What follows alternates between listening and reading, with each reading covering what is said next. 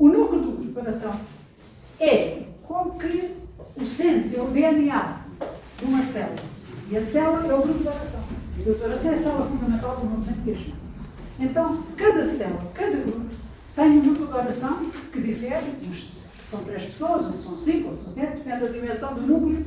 Mas o que é? No fundo, é como que a força central, motivadora do grupo de oração, que dinamiza o desenvolvimento e o crescimento do grupo. É essa realmente a função na generalidade. Agora, como é que o núcleo é formado?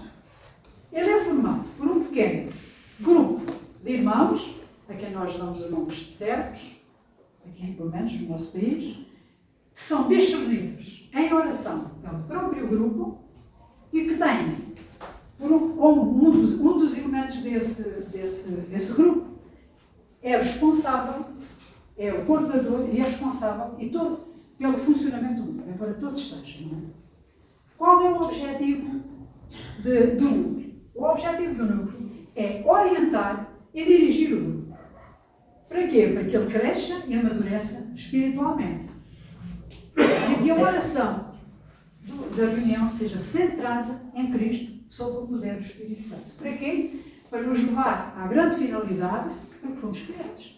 Louvor e glória a Deus. Agora vamos ver, já vimos o que é o núcleo, e agora vamos ver as qualidades, as características que são básicas e que são importantes para que possamos fazer parte do núcleo.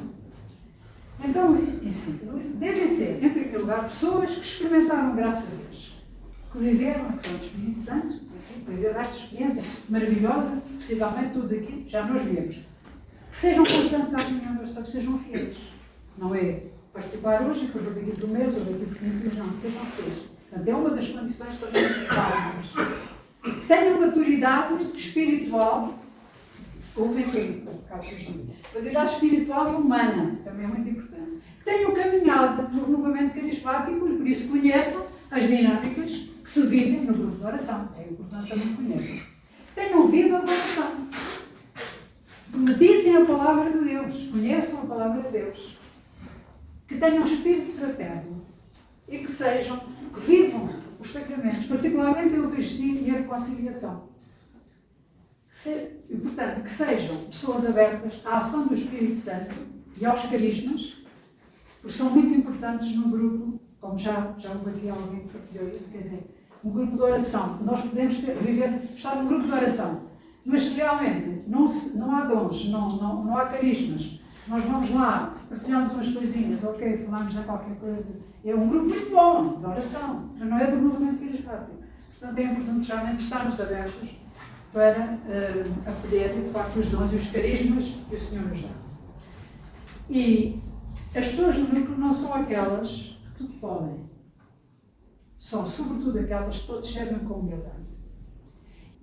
Temos como função fundamental rezar. A oração está na base de tudo.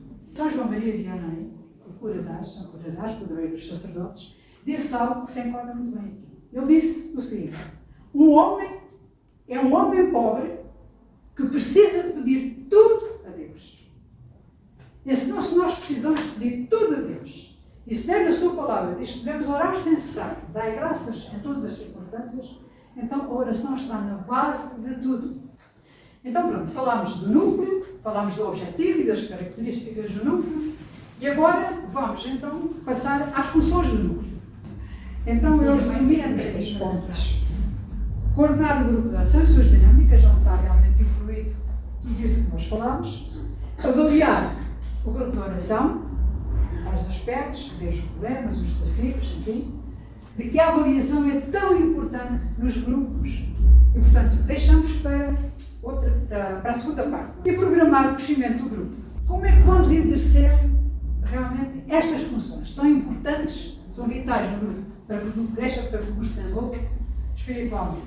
Primeiro, devemos estar alicerçados em 3 pilares fundamentais, que, aliás, a palavra própria nos ensina e nos propõe. Não é nada novo. São eles, primeiro, amor, primeiro pilar, o segundo, oração, e o terceiro pilar, serviço. São 3 pilares fundamentais. Aliás, se nós tivermos um banquinho com 3 pés, se não tiver o desequilíbrio. Portanto, são mesmo, os três são importantíssimos e têm que estar mesmo os três presentes na nossa vida para que possamos ter equilíbrio. Depois de conhecermos estes três pilares, devemos colocar os dons e os carismas ao serviço dos irmãos, baseados sempre, mas sempre, nestes três pilares. Então, o primeiro pilar está perfeitamente claro. É Marcos 12, 30 a 31, Deus diz-nos o seguinte: amarás o teu Deus com todo o teu coração, com toda a tua alma, com todo o teu entendimento e com todas as tuas forças. Amarás o próximo, como a ti mesmo. Básico, é um dos pilares. De facto, refletindo um bocadinho sobre isto, é como se Deus nos dissesse: cumpram a lei do amor. Sejam obedientes à palavra. Se cumprirmos a lei do amor e sermos obedientes à palavra, nós vamos cumprir isso. Este mandamento. E assim, realmente é difícil. Nós achamos sempre que é difícil, mas eu gostava tanto. Mas de facto, se Maria cumpriu e era criatura, nós também podemos chegar lá. Portanto, o amor é o primeiro pilar. E o amor manifesta-se nas nossas relações fraternas. É alimentado pelo Espírito, pelo fogo do Espírito que nos une a Cristo. E o amor tem na oração constante a força de vencer todos os obstáculos. O amor faz o bem. E este amor só é possível na relação com Deus. Nós acolhemos Deus no nosso coração, temos esse amor e podemos passá-lo ao nosso Deus. Então, como é que nós nos relacionamos com Deus? Através da oração. É a forma que nós temos de relacionar com Deus, não há outra. Em João 15, 5, Deus diz-nos o seguinte, na sua palavra: eu sou a videira, vós os ramos, quem permanece em mim, esse dá muito fruto. Pois sem mim, nada podeis fazer. E realmente, Deus também diz, em Tessalonicenses 5, 16, 18, orai sem cessar, dai graças por tudo. É essa a vontade de Deus. Então nós temos que realmente dialogar com Deus, ter relação com Ele, porque realmente o amor manifesta nas relações entre nós fraternos, mas nas relações com Deus, não é? Primeiro com Deus e depois entre nós. Portanto, se o amor, e este amor leva-nos à oração, como é que nós podemos dar fruto? Realmente nesta relação com Deus. Porque o fruto é diferente do dom. O dom é uma aptidão que Deus nos dá quando Ele quer, quando Ele entende. O fruto do carisma Ele dá quando quer. O dom. O fruto não, o fruto é uma atitude. E essa atitude só está em nós depois de realmente nos relacionarmos com Deus. A paciência, a paz. Nós, quando rezamos, quando ouvimos oração, nós temos mais paz. Temos mais paciência, somos mais tolerantes uns com os outros. E, portanto, esses são frutos do Espírito. E é isso que Deus realmente aprecia muito em nós. Porquê? Porque o fruto do Espírito tem as duas partes. Tem a graça de Deus e a sua misericórdia, mas tem o nosso esforço. Então, nós nos esforçarmos, não conseguimos, somos pessoas. Por tudo e por nada não temos paciência. Nós temos que nos esforçar interiormente porque devemos ter paciência, que é um fruto. Não é? A paz é igual. E a nossa oração, eu vou partilhar convosco 3 frases que o Papa Francisco, ele agora está a fazer as catequeses sobre a oração, e então ele disse, vou partilhar convosco, ele disse o seguinte sobre a oração: a oração é o respirar da fé, a oração é o oxigênio da vida, a oração é diálogo, é silêncio, é grito. Porque há pessoas que gostam mais, que sentem mais na oração do silêncio, há outras que gostam mais de batalhar, portanto isto tem a ver muito com todos. Porque nós, quando rezamos, está tudo em jogo, está tudo o que nós somos, a nossa vida de Deus, o momento que estamos a viver agora, tudo isso, a nossa humanidade está em nós sempre, mesmo nos carismas e nos dons, nas profecias, quer dizer, a nossa humanidade está sempre lá. E por isso a oração, no núcleo, a oração é muito básica, tal como o amor. Deve ser perseverante, deve ser diária e deve ser disciplina. Porque ela aumenta a fé e é um dom essencial nos grupos de oração. E em relação à fé, que é fundamental também, nós para rezarmos precisamos de acreditar, E depois, à medida que quanto mais rezamos, mais confiantes somos, mais acreditamos. Portanto, uma coisa está ligada com a outra. Mas a fé expectante, que no fundo é aquela fé que nós vivemos nesta corrente de graça do movimento carismático. Há quem chama fé carismática, eu por acaso gosto mais expectante do carismático.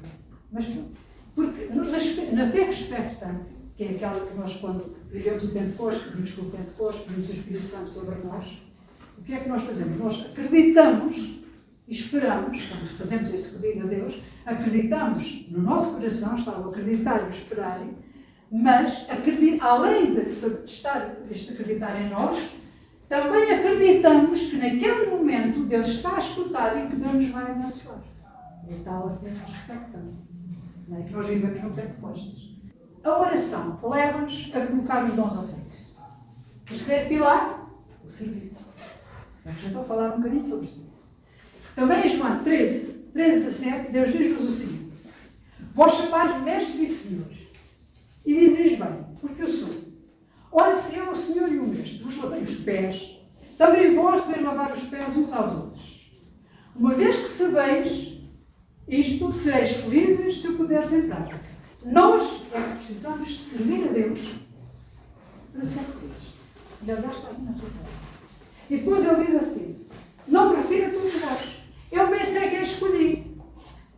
Então nós temos para graças. Todos os que estamos aqui fomos escolhidos. Que privilégio. Só por isso já não deu para. Todos fomos escolhidos. Para servirmos, nós precisamos de ter, sobretudo e acima de tudo, humildade. A humildade é a base de todas as virtudes. É a base de tudo e mais alguma coisa. E temos o exemplo de Maria.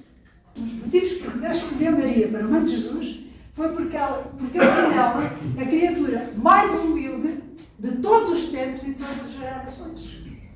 Vejam que extraordinário. E nós podemos chegar lá. Depois, outra característica importante também é ter disponibilidade para os serviços. Mas uma disponibilidade responsável. O que é que eu quero dizer com isto? Quer dizer, quando o coordenador nos pede o serviço, é para nós realmente executarmos aquele serviço. Pronto. O discernimento também é muito importante. Porquê? Porque é que nós precisamos de discernimento? Para tomar boas decisões. Particularmente, o coordenador, se não tiver bom discernimento, é um problema no grupo. É isso. Então, às vezes, depois de tudo isso, nós podemos pensar assim: mas será que eu sou capaz de tanta coisa? Será que eu tenho tudo isto? Não sei o quê. Será que... Pode existir dúvidas no nosso coração. Mas, de facto, não temos que ter esse problema, porque Deus capacita os escolhidos. E se Ele capacita os escolhidos, Ele cuida de nós, Ele toma conta de tudo e, portanto, podemos estar verdadeiramente tranquilos. Pronto, agora vamos ver, então, as funções do núcleo em relação ao coordenador.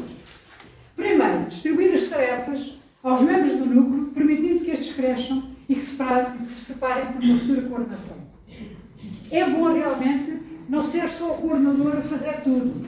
É bom distribuir, não ser sempre ele a coordenar a oração. Pedir para os outros irmãos de grupos também coordenarem, fazerem ensinamentos, orações de cura e libertação, dar espaço a todos. E mais, e eu até acho que podíamos, nos grupos, desde que haja pessoas que a gente veja que podem experimentar isso, até um ensinamentozinho, uma coisa curta. Eu queria partilhar convosco que nós, no nosso grupo de oração, antes do Covid, nós demos os temas a todos os irmãos do grupo. Ficaram todos muito contentes. Uma irmã nossa que reza muito, está sempre a pedir a Deus, e nós até às vezes achamos graça, porque eu já conheço há muitos anos, ela está sempre a dizer: ai Senhor, ensina-me a rezar, ensina-me a louvar, ensina-me a louvar, ensina-me a louvar. E o que é que lhe saiu ela? O louvor. Ela olhou para mim, sorrimos uma para a outra, e depois ela foi para casa, e ela depois, no dia que ela teve a oportunidade de partilhar aquele tema, e ela quando chegou começou por dizer assim: olha, eu quando cheguei a casa tive logo uma conversinha com Deus Nosso Senhor. Porque realmente, então, mas como é que começaram a louvar a mim? Se eu realmente estou sempre a dizer que não sei louvar, estou sempre a pedir para ela chegou, mas ela começou assim, e se vocês nunca mais eu me esqueci disto. E aliás, nós até às vezes brincamos com isso: olha, está a chegar a irmã do louvor. Ela até ficou muito por isso. Veja como nós temos surpresas. É que se pudermos dar a outros irmãos também, que vejamos no grupo, às vezes, quando houver o discernimento do núcleo, já temos mais pessoas que possam estar mais preparadas, digamos, para ir para o número. Pronto. Depois também observar e aprender todos os coordenadores. Quando nós estamos a fazer estes encontros, nos intervalos, partilhar, falar com outros coordenadores que a gente não conheça, falar até de uma experiência, de outra. Eu já tive pelo menos em duas formações, em que realmente nos deram essa hipótese, nos juntarmos 5 ou 6 coordenadores diferentes, todos diferentes, e então partilharmos o que é que se passava neste grupo. E quer dizer, eu lembrei-me de uma vez, eu estava numa mesa e partilhei, já não lembro o que é que partilhei, mas foi uma coisa tão simples, e estava um coordenador de Beja que disse assim, nem a Andrés, eu nunca tinha ouvido falar nisso. Vejam como, às vezes, coisas simples. Em certos grupos as pessoas não conhecem. E comigo também é a mesma coisa, quer dizer, qualquer um de nós aprende sempre com outros irmãos.